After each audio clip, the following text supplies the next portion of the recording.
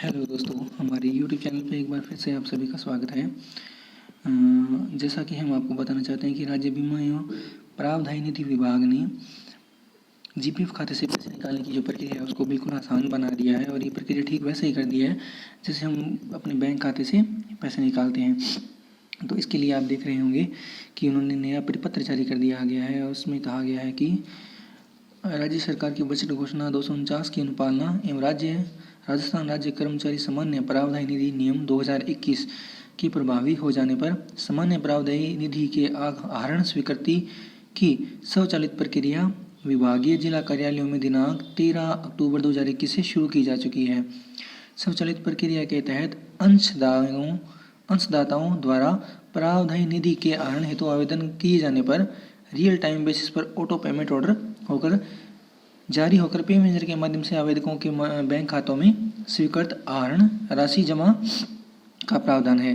तो इसके लिए बस कुछ ये दिया गया है कि आप जीपीएफ राशि का कितना आहरण कर पाएंगे, ये आपके सेवा काल पर निर्भर करता है कि अगर जैसे कर्मचारी की सेवा 5 वर्ष से लेके 15 वर्ष तक की हुई है, जैसा कि आप पहला पॉइंट देख सकते हैं कि अगर उसकी सेवा 5 वर्ष से लेकर 15 वर्ष तक है तो उसको ठीक 10% मिलेगा, यानी वो 10% की राशि का आहरण कर सकता है।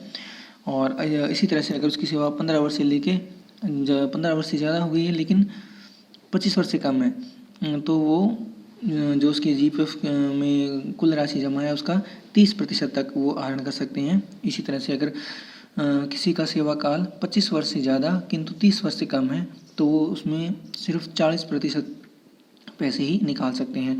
और अगर किसी की सेवा 30 वर्ष से अधिक हो चुकी है तो वो उसमें से अधिकतम 50% पैसे निकाल सकते हैं। इसके लिए प्रक्रिया जो है दोस्तों वो बिल्कुल आसान है। ये ठीक वैसे ही होगी जैसे हम किसी नई चीज़ के लिए अप्लाई करते हैं। उदाहरण के लिए ये जो प्रक्रिया है ये इनके पोर्टल के माध्यम से होगी, SIPF पोर्टल के माध्यम से होगी।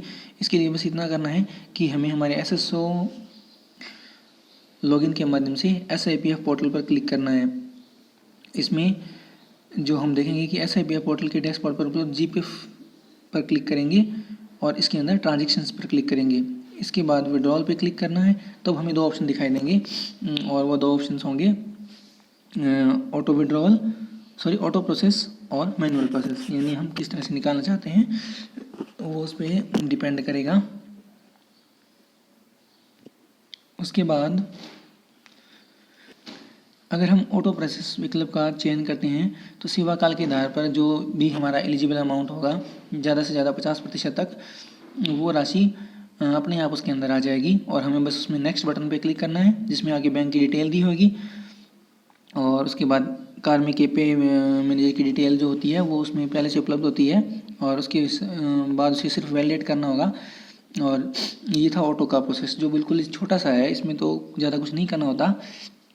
लेकिन अगर हम इसे मैनुअली निकालना चाहते हैं, जैसे मान लीजिए कि हम एलिजिबल तो 50% राशि के लिए हैं लेकिन हमें उसमें से सिर्फ 10% या 20% ही निकालनी है, तो इसका जो प्रोसेस है वो कुछ इस तरह से रहेगा कि इसमें हमें मैनुअल प्रोसेस का विकल्प चुनना है और उसमें वो हमसे पूछेगा रीजन फॉर विड्रॉवल, यानी आप किस वजह से उस पैसे को निकालना चाहते हैं।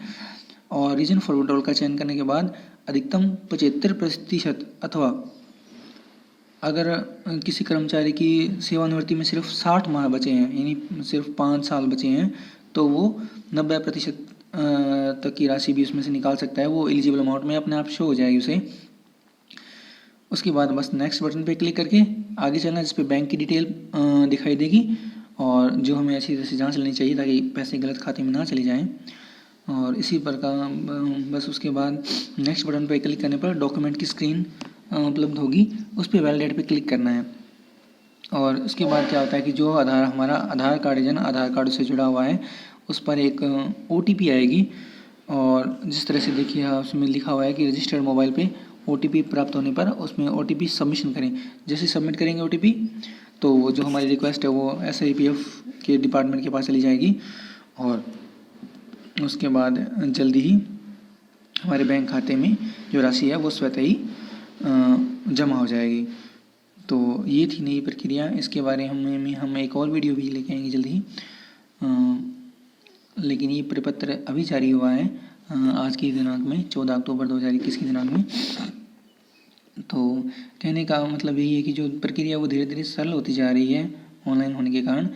पहले जिस तरह से क्या था कि ऑफलाइन आवेदन करना पड़ता था, तो अब से आगे कर्मचारियों को इसके लिए ऑफलाइन आवेदन नहीं करना पड़ेगा और वो अपनी सुविधा अनुसार घर बैठे भी इसके लिए अप्लाई कर सकते हैं। वीडियो को पूरा देखने के लिए आप सभी का बहुत बहुत धन्यवाद।